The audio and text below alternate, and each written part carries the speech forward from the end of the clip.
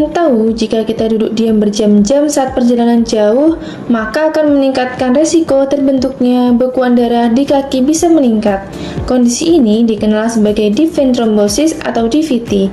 Mengapa sih bisa begitu? Jadi, mekanisme terjadinya DVT yaitu di kaki kita ada otot betis yang disebut muscle pump. Saat berjalan atau menggerakkan pergelangan kaki, otot ini akan menekan pembuluh darah vena dan mendorong darah ke arah jantung. Kalau duduk terlalu lama tanpa gerak, pompa otot ini berhenti bekerja. Akibatnya, darah jadi stagnan di pembuluh darah kaki bagian bawah. Kondisi ini disebut sebagai venustasis. Tekanan darah yang menggenang bisa meregangkan dinding vena. Bila ada tekanan mekanis, dehidrasi, atau pembengkakan, lapisan dalam pembuluh endotel bisa mengalami iritasi. Endotel yang rusak akan lebih mudah memicu pembekuan. Selain itu, saat tubuh stres karena kurang gerak, dehidrasi, atau kekurangan oksigen selama perjalanan panjang, sistem pembekuan darah bisa menjadi lebih aktif. Hal ini membuat darah lebih kental, sehingga gumpalan lebih mudah terbentuk. Gabungan dari 3 faktor utama ini yaitu yang pertama, aliran darah bisa melambat atau stasis, yang kedua, dinding pembuluh darah bisa rusak, yang ketiga, darah lebih mudah membeku atau hiperkoagulasi. Jadi, ketika ketiganya terjadi, terbentuklah trombus atau bekuan darah di vena dalam kaki. Kalau DVT tidak ditanganin, resikonya bisa sangat berbahaya. Bekuan darah yang terbentuk bisa lepas, lalu terbawa aliran darah menuju paru-paru. Kondisi ini disebut emboli paru atau pulmonary embolis, yang bisa berkaitan fatal bahkan bisa mengancam nyawa. Itulah mengapa pencegahan sangat penting, khususnya saat kita melakukan perjalanan jauh seperti naik pesawat, kereta, atau mobil berjam-jam yang hanya duduk terlalu lama. Lakukan gerakan kecil agar aliran darah tetap lancar. Nah, ada beberapa tips praktis yang bisa dilakukan. Yang pertama, jalan atau berdiri setiap 1-2 jam.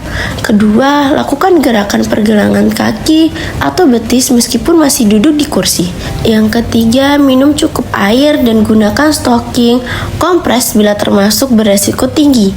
Masih dengan dokter ya sebelum berpergian tinggi jika memiliki riwayat DVT. Dengan langkah sederhana ini, perjalanan panjang bisa tetap nyaman sekaligus aman bagi kesehatan kalian semua. Jadi, DVT adalah kondisi ketika terbentuknya gumpalan darah di pembuluh darah vena bagian dalam, biasanya di kaki. Masalah ini biasanya berbahaya karena gumpalan darah bisa lepas dan menyumbat pembuluh darah paru yang disebut emboli paru, yang dapat mengancam nyawa. Dalam dunia travel medicine, DVT sering dikaitkan dengan perjalanan jarak jauh, misalnya saat naik pesawat, bus, dan kereta selama berjam-jam. Duduk lama tanpa banyak bergerak membuat aliran darah di kaki jadi lambat, sehingga lebih mudah terbentuk bekuan darah. Resiko ini bisa semakin tinggi pada orang dengan kondisi tertentu seperti usia lanjut, obesitas, sedang hamil, memakai kontrasepsi hormonal, punya riwayat DVT sebelumnya, atau kurang minum sehingga tubuh dehidrasi. Jadi, DVT sendiri merupakan salah satu kesehatan yang penting untuk diwaspadai, terutama saat melakukan perjalanan jauh dengan posisi duduk yang lama. Bila tidak dicegah sejak awal, kondisi ini bisa menimbulkan komplikasi yang serius. Melalui penjelasan yang sudah kita bahas sebelumnya, kita jadi tahu bahwa pencegahan DVT sebenarnya cukup sederhana. Dengan bekal pengetahuan ini, para pelancong bisa lebih siap menjaga kesehatan selama perjalanan.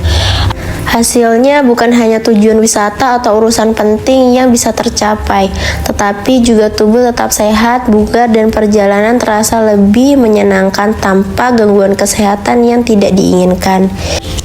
Ingatlah selalu bahwa pencegahan jauh lebih mudah dan lebih baik dibandingkan pengobatan. Jadi jaga diri Anda dan tetap aktif meskipun sedang dalam perjalanan panjang, dan nikmati setiap momen perjalanan dengan rasa aman dan nyaman.